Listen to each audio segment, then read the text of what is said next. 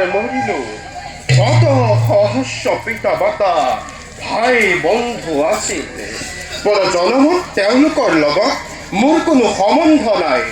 আজি মই আপোনাৰ পুত্ৰ হৈ জন্মিছো, হয়তো কোনোবা জনমতে আপুনি মোৰ পুত্ৰ হৈ জন্মিছিল। এই সংসাৰতে দেৱতা যুগীৰ পৰা কীট পতংগৰ বীৰ্যক জনি পৰ্যন্ত জাত হৈ মনুষ্য মনি লাভ কৰিছো।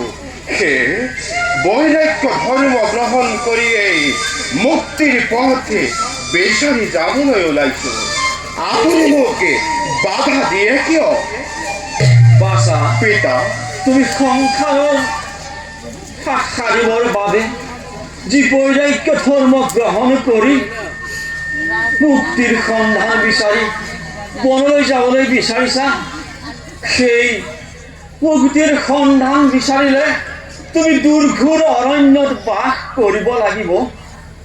আৰু তুমি এই ঘোৰ অৰণ্যত হিংস্ৰ জন্তুৰ মাজত কেনেদৰে অকলশৰে থাকিব বাছা? তুমি কেনেদৰে অকলশৰে থাকিবা?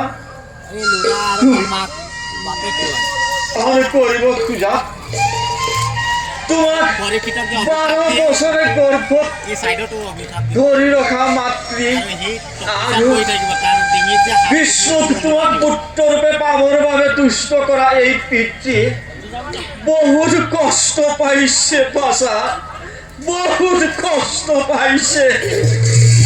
এনে অৱস্থাত তুমি যদি গৃহ ত্যাগ কৰা বাছা, তেতিয়া অধৰ্মহে হ'ব বাছা। হে পিতা, পূৰ্বৰ জন্মৰ কথা কওঁ শুনক।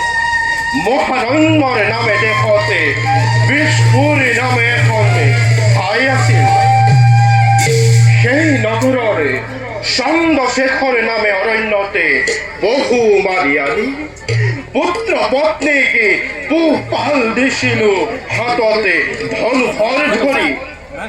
পিতা, সেই বনৰ এজোপা বট বৃক্ষৰ তলত এজন তত্ত্ববিদ গুৰুদেৱে তেওঁ প্ৰিয়তম শিষ্যকে শাস্ত্ৰসমূহৰ তত্ত্বৰ বিষয়ে জ্ঞান দি থকা দেখি ময়ো বৃক্ষৰ তলতে লুকাই থাকি সকলো জ্ঞানে একান্ত মনে শুনিবলৈ ধৰিলো। সূৰ্য উদয় হলে এন্ধাৰ ৰাতি দূৰ হোৱাৰ দৰে মোৰ সকলো পাপ ৰাখি দূৰ হল। আৰু তেতিয়াই মই হাতৰ পৰা ধনুখন পেলাই দি গুৰুজনৰ পদ পদ্মতে লুটি খাই পৰিলো। আৰু পিতা, আৰু মই ব্যাস ধৰ্ম ত্যাগ কৰি ত্যাগ ধৰ্মতে দীক্ষিত হলো। গতিকে পিতা, মোৰ পৰজন্মৰ লগতে সম্বন্ধ হৈ আছে। আপুনি মোৰ এনে পুণ্যকে নষ্ট কৰিব খুজিছে পিতা। বাছা, পিতা, অনুষ্ঠানক বাদ দি কোনো ধৰ্ম গ্ৰন্থত উল্লেখ নাই। ধৰ্ম নীতিমতে বাল্যকালত শাস্ত্ৰটি অধ্যয়ন কৰি জ্ঞান লাভ কৰিব লাগে আৰু যৌৱন কালত বিবাহ কৰাই পুত্ৰ সম্পত্তি লাভ কৰিব লাগে। 15 বছৰ পূৰ্ণ হোৱাৰ পাছত পুত্ৰৰ হাতত সংসাৰৰ ভাৰ অৰ্পণ কৰি বনলৈ গমন কৰি মুক্তিৰ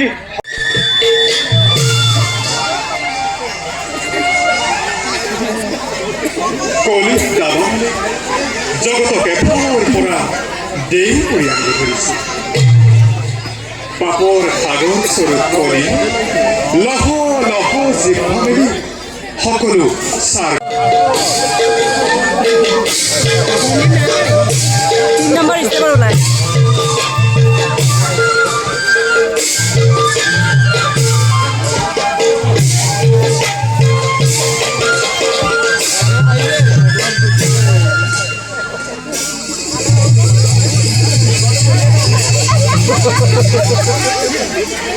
ভাইহঁত মনত চিন্তা লাগিছে।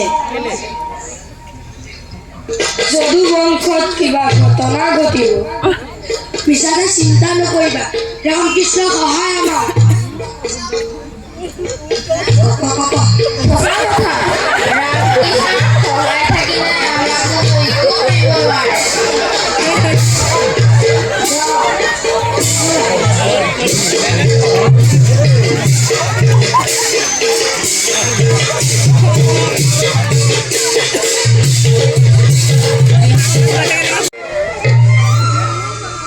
বাছা শাস্ত্ৰত উল্লেখ আছে অগ্নিহোত্ৰাদি যজ্ঞ পূৰ্ণ ভকতৰে অনুষ্ঠান কৰিলে অনায়সে সাংসাৰিক কৰাজনেও স্বৰ্গ লাভ কৰে বাছা হে পিতা অগ্নি হিতান্তে কাৰ্যবিলাক কৰিলে কিছুদিনৰ বাবে স্বৰ্গ লাভ কৰিব পাৰি সঁচা কিন্তু সেই পুণ্য শেষ হলে পুনৰ জন্ম মৃত্যুৰে যন্ত্ৰণা ভুগিব লাগে পৰিণাম যি সংসাৰৰে বন্ধনৰ কাৰণ তেনেবিলাক যজ্ঞ কৰিনো লাভ কি পিতা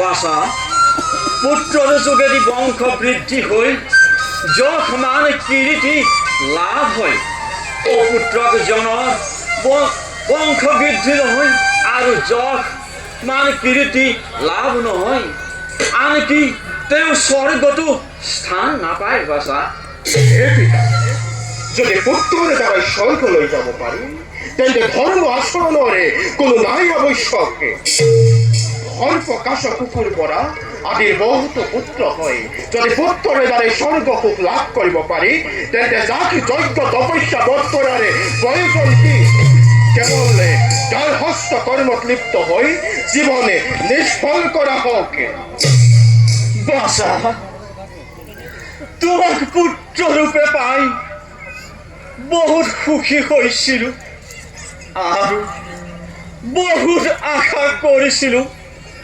কিন্তু তুমি মোক সকলোতে নিৰাশ কৰিব বিচাৰিছা পুত্ৰ হে পিতা এতিয়া তোমাৰ মায়া দূৰ হোৱা নাই কিয় মিছাতে পুত্ৰ বুলি আসক্ত হৈছা এই সংসাৰতে এনে কোনো প্ৰাণী নাই যি নমৰাকৈ আছে যাৰ বুটি নদীৰ দৰে আয়ুস হব ধৰিছে গতিকে পিতা পুনৰবাৰ কৈছো পুত্ৰ স্নেহ দিয়ক বিসৰ্জনে মোক আৰু বাধা নিদিব পিতা নহয় বাছা তুমি মোক অকলশৰে এৰি থৈ ইয়াৰ পৰা যাব নোৱাৰা বাছা হে মোৰ পুত্ৰ পিতা সংসাৰত উপজি জন্ম মৃত্যুৰ যন্ত্ৰণা বহুবাৰ ভোগ কৰিলো কিন্তু মুক্তিৰ কামনা কোনোবাৰেই কৰা নাছিলো কিন্তু এইবাৰে পিতৃ মাতৃ সবকে পৰিত্যাগ কৰি নিৰ্বাসন মুক্তি কৰিছো কামনা হে পিতা কৰিব ক্ষমা ভৱকে আপোনাৰ বাক্য মই পালন কৰিব নোৱাৰিম পিতা পালন কৰিব নোৱাৰিম মই আহিলো পিতা মই আহিলো বাছা সঁচাকৈয়ে তুমি মোক এৰি যাব বিচাৰিছা বাছা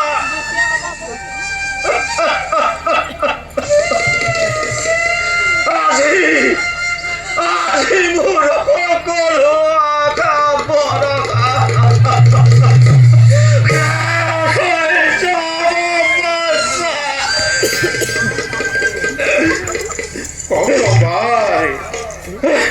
কতবার পিতাকে বুঝালো তথাপিও পিতার মায়া দূর নহলে নাই মই আৰু ৰৈ নাথাকো পিতাৰ মৰ্ষিত মুখতে মই মোৰ পথ বাছি লওঁ